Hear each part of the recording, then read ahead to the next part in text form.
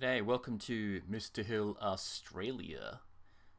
We got how do I turn my probability into a decimal or percentage, as we often feel that a percentage chance is a lot more simple to digest in your brain. So when we did our division questions and we had a fraction remainder, sometimes we turned that into a decimal, and as you know, the first two numbers after the decimal point can basically be used as the percentage, as they are the hundredths. Now, if I'm looking at 3 over 7, that's the same as 3 divided by 7. So if you had like a little question over here of, 25 divided by 5, then you know that's 5. There are 5 5s in 25. But how many 7s are in 3? Now you might already know that you might think to yourself, I can't do that, that doesn't work. Well, it works, it's just that you're going to have a number that's between 0 and 1, which is exactly what we're talking about. So I'm going to put in 3.000.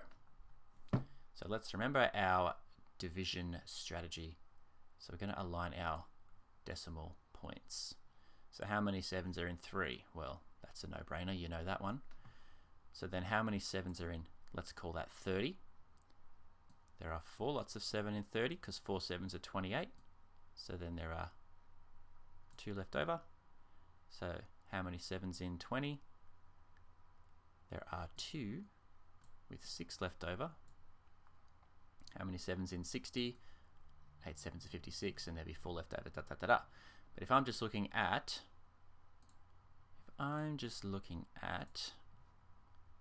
the first two, I'm just looking at 42, and if we want to get technical with our rounding, that 8 pushes that up to 43. So it's 43%.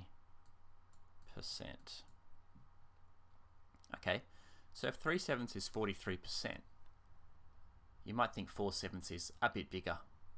Now think to yourself, is that going to be more than 50% or less than 50%? You got to think, well, what's half of 7?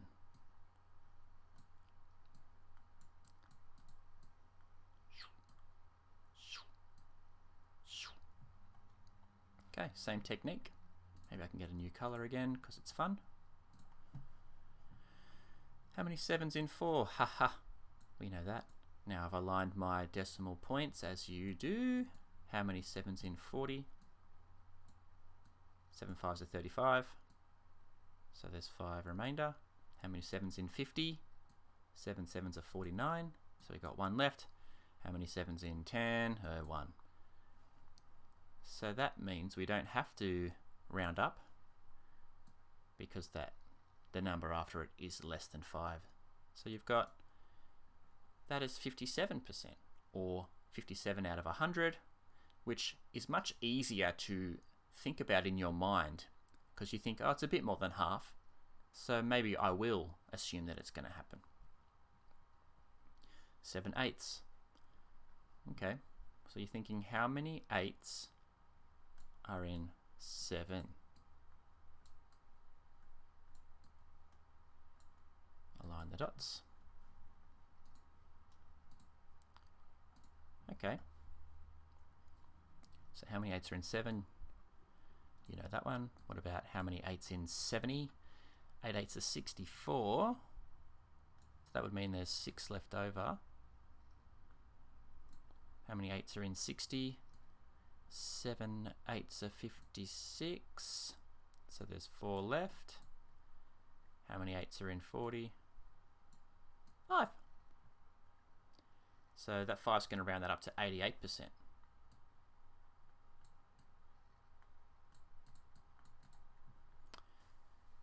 And pause the video, have a crack at this one and see if you find something interesting. Okay, welcome back. I wonder if you found the interesting thing that I was thinking about. Some sort of weird pattern. And this is a cool thing about the ninths. You find it's very easy to think of the percentage straight away. So line our dots at decimal points. How many 9s are in 8? 0. What about in 80? Well, 9 8s are 72. So it's 8. Remainder 8. How many 9s are in 80? Oh, 8 8s are 72. Then remainder 8. Oh, how many 9s in 80? Oh, how many 9s in 80? How many 9s in 80? So you just have to look at 0.88888888. So you can round it to 89% because this third number pushes that one up.